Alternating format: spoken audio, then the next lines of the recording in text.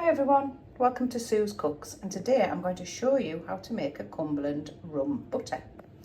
All you need is butter, sugar and rum, and I've put them in these little trifle dishes that I found in a charity shop and gave a good clean. I've also got these little cupcake dishes which you can get off Amazon, which have a lid, and they're really cool too, and they're like gold foil lined so they don't go damp with the butter. So let's get going.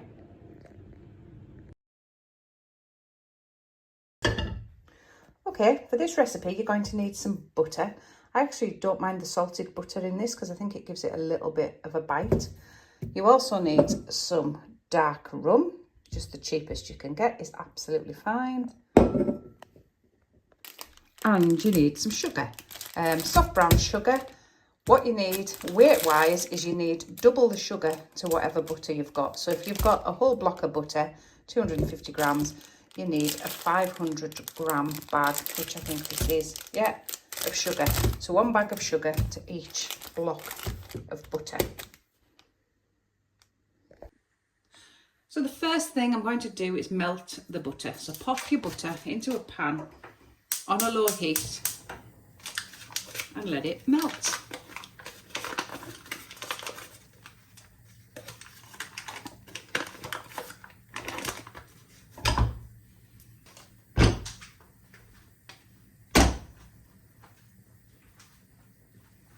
So just let it melt down really gently. Don't boil it, just nice and gently.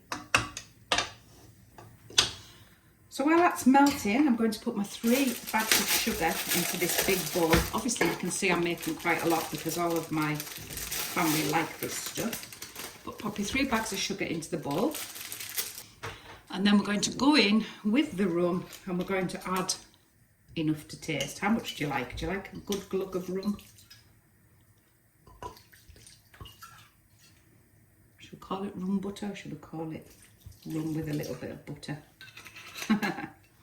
Okay, let's mix that up and just get all that sugar coated in that rum. Ooh, smells good. Of course, you can make this with brandy too. You can make a nice brandy butter. Personally, in my family, it's traditional for it to be rum. So that's the butter nice and melted now. We're literally going to take it off the heat and pour it onto the sugar. Carefully because it's hot.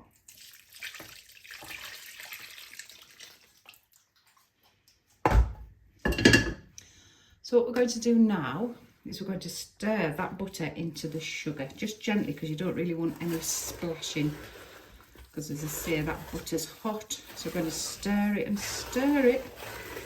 until that butter's disappeared.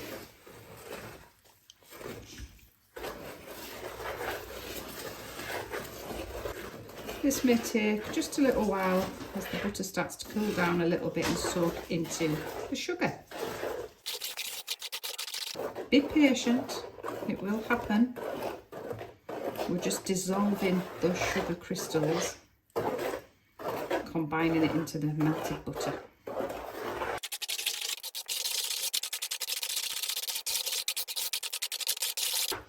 When you feel as though the crystals have melted somewhat, so you've got this nice runny kind of brown sludge underneath the butter, you can just disappear for 10 minutes while that butter starts to cool and come back.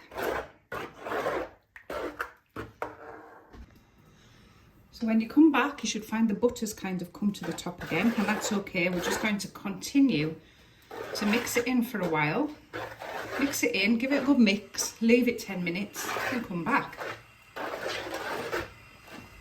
Okay, so as you can see, it keeps setting a little bit, and it's a bit thicker now. So what I'm going to do is swap out the wooden spoon and bring in the food mixer. Now, of course, you can carry on with the wooden spoon if you've got mussels the size of Popeyes, but at some point this is going to get thicker and thicker and become really quite difficult to beat. Now we're going to do it in stages. So I'm going to go in with the whisk and give it a good beat.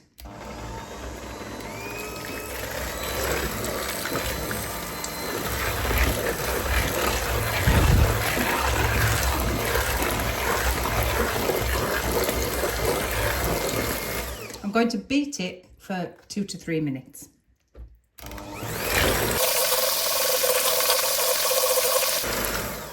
And when you've done that, just set your beaters over the bucket or the bowl or whatever you've used and just disappear for 10 minutes and come back again.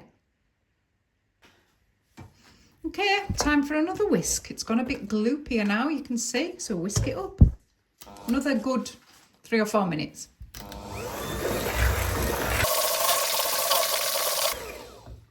We're just going to wipe off the sides of the bowl. You can see actually now that it's starting to change colour. Every time you whisk it, it'll get a little bit lighter. So clean that off, let it stand for another 10-15 minutes. Come back. Time for another beat.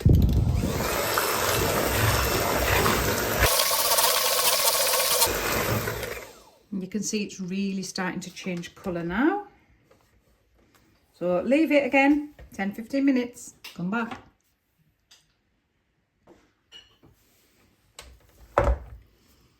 Another whisk.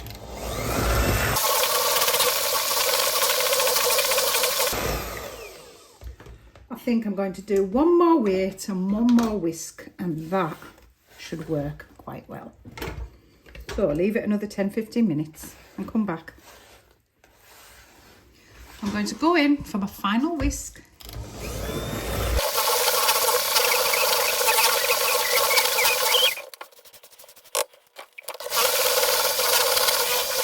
You can see now it's a really nice, light, fluffy texture. So I'm going to scrape all the sides off into the bowl. And I have these little cute cupcake little tubs, and they're lined so it'll take that butter without, you know, being too greasy, and they have a lid as well. So I'm going to get a piping bag and I'm going to pipe them into these little cupcake holders. And the piping bags I use are these ones from Lakeland Plastic. They're kind of tacky on the outside, which gives you a better grip. And you just peel one off. They're quite roomy. And fill it up. Always turn it down like this so you don't get a mess on the top of your bag. And when you turn that back over, you'll have a nice clean bit of bag at the top. Okay, so we're just going to fill that up. As you can see, I got out a piping nozzle and forgot to put it in the bag, which obviously you have to do before you fill it up. So we're not going to use one of them. We're just going to squeeze the icing down. It looks a bit dodgy, that, doesn't it?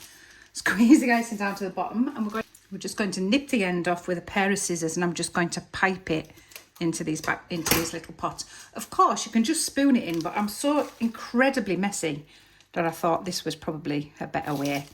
I'm just going to squidge it in there.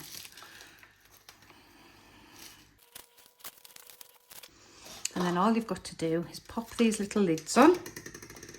Pop them in the fridge for a while so they're completely set. Popping these little lids on is a bit of a chore. Put them in the fridge for a bit so they're completely set, and then you've got these lovely little gifts to give out. Isn't that cute? And that is how you make a Cumberland rum butter. So let me know if you try it. Enjoy.